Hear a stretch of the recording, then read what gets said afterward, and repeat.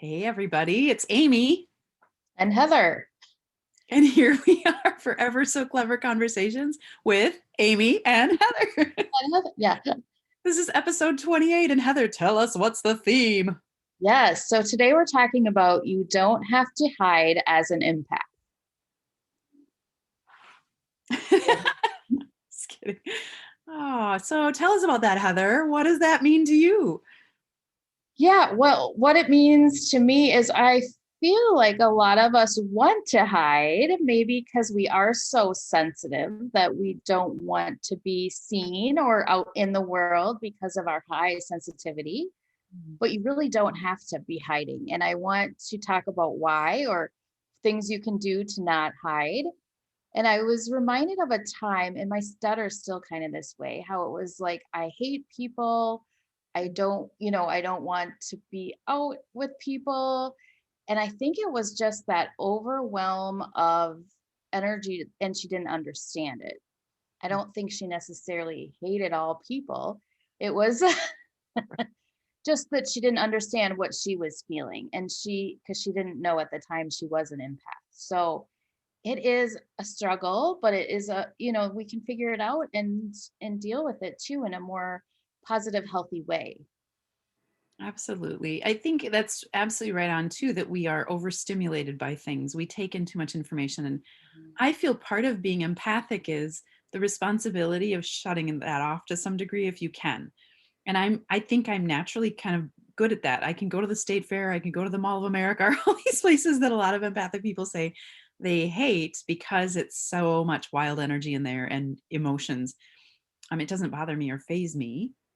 So I mean, I think that we can be out there, but then I definitely, if I'm connecting to a bunch of people, I might need time by myself afterward to reprocess, or be quiet. Yeah. Do you prepare yourself in any way to go into those environments that have large crowds? I don't. I Yeah. think for me, part of it, I think, is synonymous with my intuitive reading ability is um, if for me, if I don't let it bother me, like when I go to the state fair, some of the areas of our state fair are so packed, like they're so packed with people. And I know my father had a hard time being around that many people. And I would say he was empathic. He'd get angry. He'd be like, I'm not going to wait in this line. And he was not a super angry person. He was really fun and playful. But for me, if I were in line and I knew it was a long line, I would start, making fun and playfulness with my kids and um, chatting and making it an experience. I think to shelter, I mean, I didn't need it as a coping mechanism, but more, this helps me make it a fun experience. So then it kind of tunes everything out. And I'm not so focused on all the noise and the person who fell over or they dropped their donuts and the kids screaming.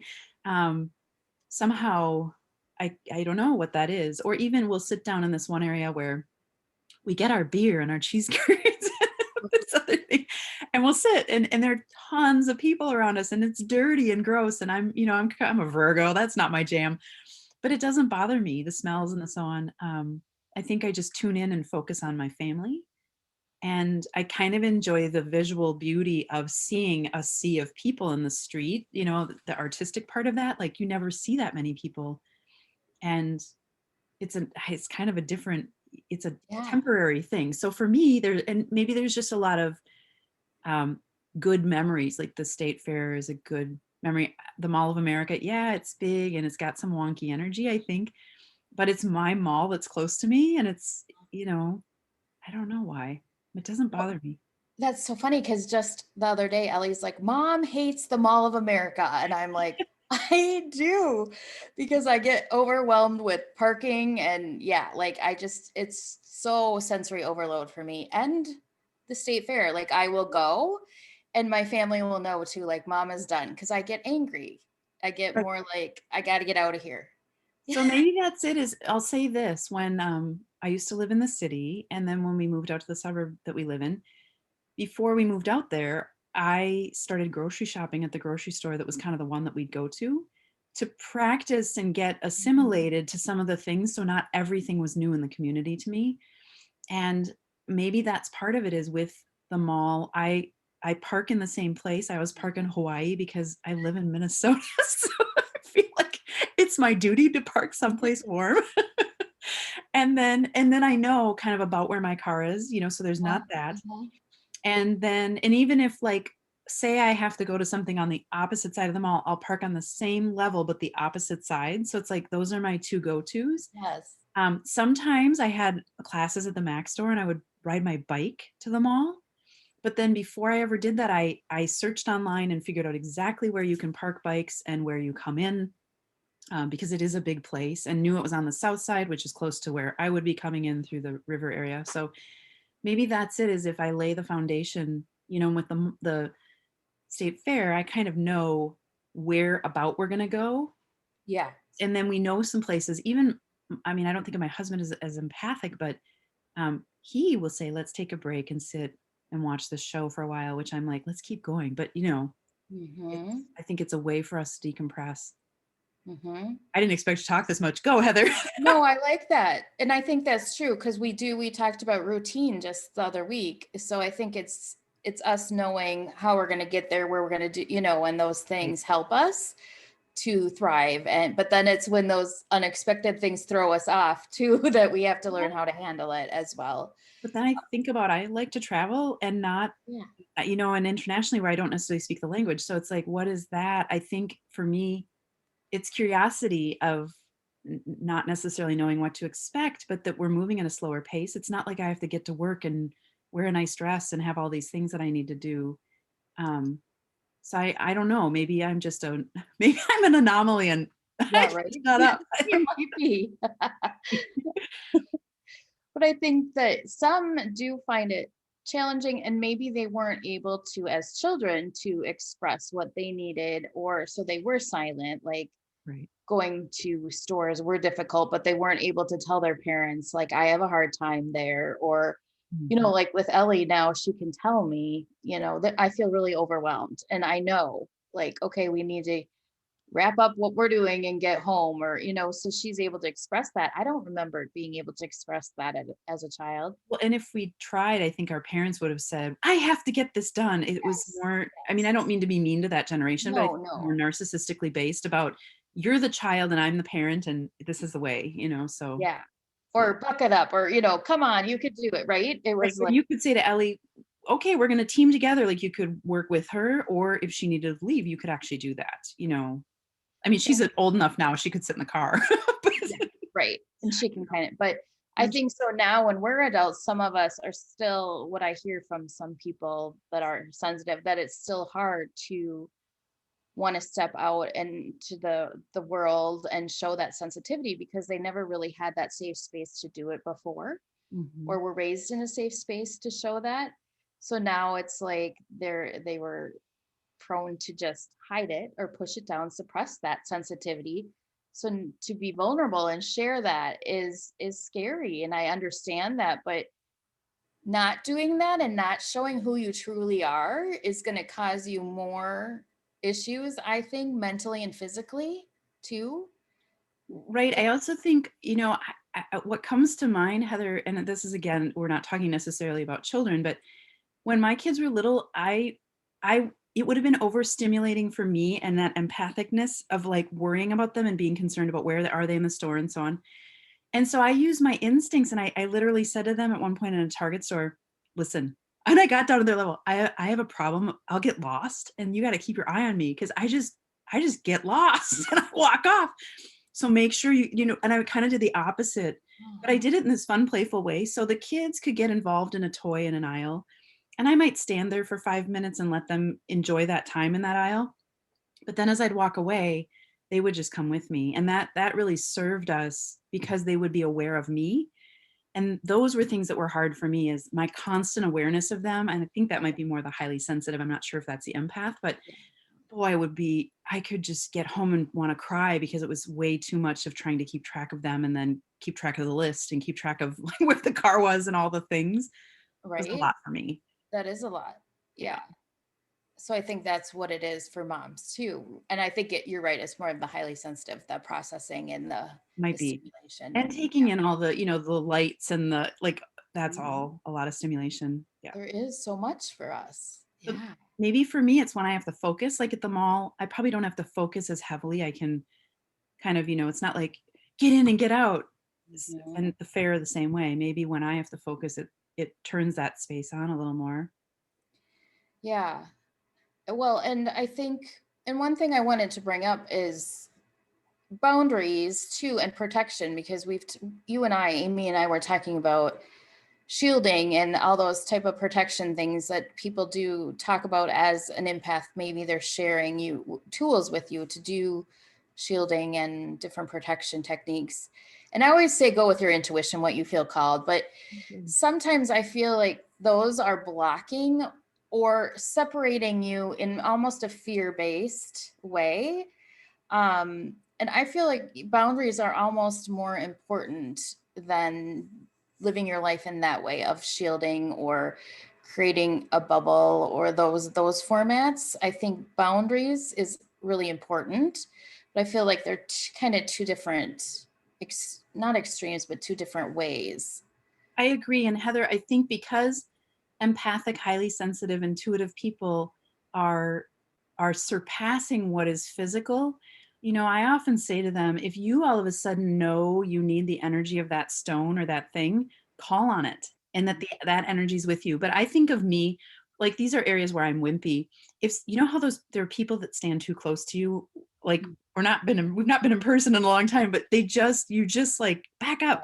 Yeah. And I wish I had the guts to say to them, "Can you step 2 feet back?" I'm just somebody who it's and honestly, this is how I feel. When I used to be put in the front of the classroom, I would feel like it would drive my eyes nuts and almost make me nauseous because it was too close, and I need bigger perspective. I'm not sure what that is. I mean, I'm sure somebody knows, so if you know, put it in the comments. I Yeah. wanna know.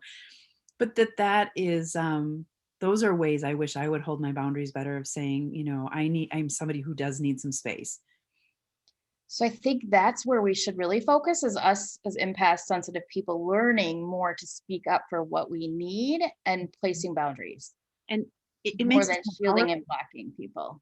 Yeah. Absolutely. It makes us more powerful because if you think about it, if you think, well, I wore this stone to protect me, and then the person still got in my space, you're going to start to have some drama about in the conversation about that's bad. And why did they do that? And they should have felt that. And that becomes, I think, the wrong angle of it. But when we take the power, Heather and I have told the story when we were in New York. This guy came over and he's like, "What are you doing in New York from Minnesota?" Well, we're listening to the speaker about highly sensitive people. Oh, and he was going to kind of take advantage. And I said, the truth of it is, we probably know more about you than you know about yourself. And he backed off. And I think that's Heather and I are definitely in that position of we want people to look at themselves that way. And I think if you say to somebody, "Hey, I happen to be highly sensitive. I need you to step 2 feet back. It's just how I'm built." That's coming from straight shooting, and it's going to get their attention. Like and they might be curious. What does high sensitivity Yeah. mean? I don't want to talk about that. I want to listen to what you were saying. We can talk about that later, or Mhm. or whatever. But I think that's okay, and there's no drama, and it's just straightforward. Mhm. Just if somebody were standing on your foot, you'd be like, "Move off my foot." Yeah. Well, and that's it. Highly sensitive person is a trait. And I Mhm. think of my son who is colorblind. That is a trait that he received. And he has to sometimes speak up if he can't tell the difference in colors. And that is more accepted almost, like It is. understood. But we have a trait as well. And we should be able to speak up and place boundaries around that and say what we need too. Mhm. Just like any other trait, or just about like any other person that needs a little bit of a adjustment to things. Doesn't make you less strong, or it doesn't make you weak. Like what Amy was saying about that man, it did his presumption of us Mhm. was that Right, we were weak. right. That's what it came across to both of us. Yeah. And really, the opposite is we were probably a lot stronger than him. Right, and right, we wouldn't We work are. somebody like he was trying to work us, I mean, so there's a lot of integrity there too. I think that empathic, highly sensitive people can be, altruists by nature. Um, it adds a very different dimension for sure. Yeah. Yeah. So, wondering if there's any questions. I'm looking down at our Facebook page. So, if you do have any questions or comments, let us know while you're live with us, or we'll check back as well. But that's really what I wanted people to no to when you're suppressing yourself and not showing up in who you truly are. I feel like that's when we're really seeing addiction issues and, with your eating and drinking, and you're trying to fill up who you are. But I want us to start as empaths and sensitive people to stand up and understand who we truly are and allow it, speak up. As more of us do, I think that it'll be accepted and understood. A lot of people still are learning the highly sensitive person, that word, are hearing it and not trying to understand if that is them. And then when they hear it and they go, oh my gosh, that's me, it just feels empowering, I think, too. It does. I have to say this, I'm taking a class from somebody who's an American, but she lives in Ireland, and her her sharing about how England and Ireland are and so on. But what I'd say to you is in English speaking countries, which let's just say England, Ireland, Australia, the United States. I mean, we could also say Canada. I'm not sure I'm going to loop them in with this, but in America, if you're an American, you have the opportunity to be pretty outgoing. It's just natural. You know, Americans are kind of, I mean, I don't mean this in a bad way, but we're a little pushy and what's your name? Who are you? Yeah. You know, whereas in England, you might say, excuse, or I'm sorry, I didn't catch your name. There's this definitely different situation. So in a way, you have an opportunity to be that extroverted person and know it's more acceptable culturally in America. And I do think in Australia too, because of how Australia was built, there's more room there for it. So those are advantages too, you know, to not be afraid. That's what the Harvard Business School says. If you don't show sort of aggression or this intense extroversion in the first 2 weeks, they believe you won't be successful in business. And I Mhm. think that's ridiculous. But I also think that with that said, there is room for us to say, please step back 2 feet. I'm highly sensitive. It doesn't work for me to have you stand that close, you Mhm. know? Um, and we've been, you know, conditioned in these other ways. So culturally it's okay. You know, it Yeah. really is more so than other countries. And if we start doing it, more people will do it. Yeah. And you can do it, like Amy's saying, straightforward, and it's polite. It's not being rude. Right. Um, and you mentioning Harvard, that from that book? Because I started Quiet. to read it, Quiet. So if people, I think that's very helpful. Um, I have it on Audible, so Yeah. I've been listening to it. So Quiet by, is it Kane, I think. Susan K. Cain? Yeah. Yeah. She's a Um, delight. I mean, just her demeanor and everything would delight, I think, people who fall into this category. yeah, that's a really good book. I found it very interesting too to hear about Harvard and how being quiet is seen as not acceptable or not, what would be the word? Well, that it's just not, it wouldn't be considered or construed with success Yes, in success. Yeah. business. And I think that that's, but when you think about like across the world, well, okay, if you're doing business with other Americans, maybe there's some merit to that. But I have found, well, and this is actually, there's merit to this where highly sensitive people make really good negotiators because they consider everybody's position. Mhm. And as a young one, I was negotiating contracts for a bigger organization. And the guy that was the lawyer doing that would yield to me because he could see I could get it. I understood how to make it fair and get everybody to be happy with the result. And I think that's natural for us because we see that. So she talks about that in the book. But when you think about working with culturally Japan or other countries where they already understand this, that might be quite successful. They might be more willing to listen to a highly sensitive, empathic person because they trust. They're like, that's coming from that strong characteristic that we look for in children in our culture because we know that's natural to them. So it's not across the board, but we have to start speaking up. And Yeah. it doesn't mean we're aggressive. Yeah. Right. Right.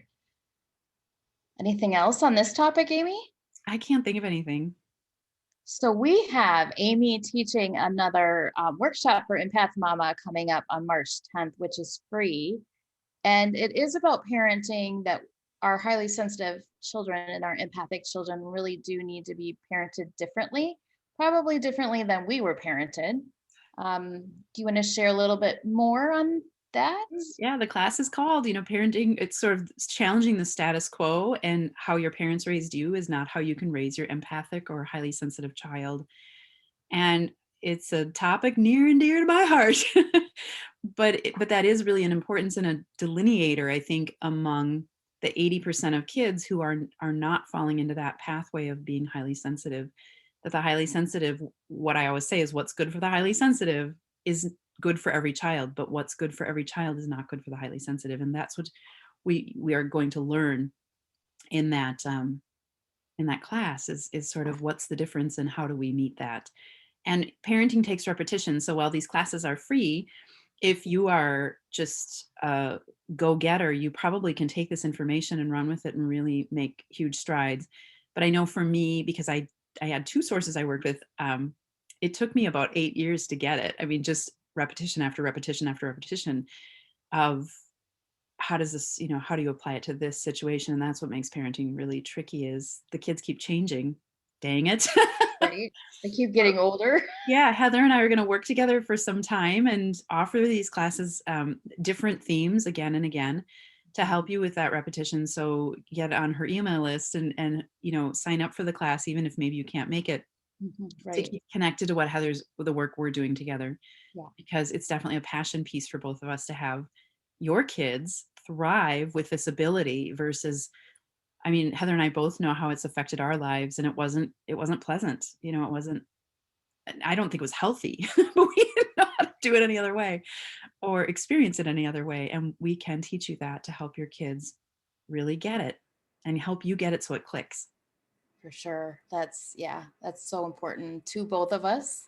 Yeah. Um, so there's a link in here for that if you want to join us. And if you can't join live, like Amy said, we'll send you a recording as well. And then next week, we will be talking about, I wrote it down somewhere. Oh, to protect and serve, how this impacts parenting and empathic people. Mhm. So that will be our conversation for next week. We'll So I see you hope soon. you'll join us again. Awesome. Right. Thank you. Thanks, everyone. Have a great week.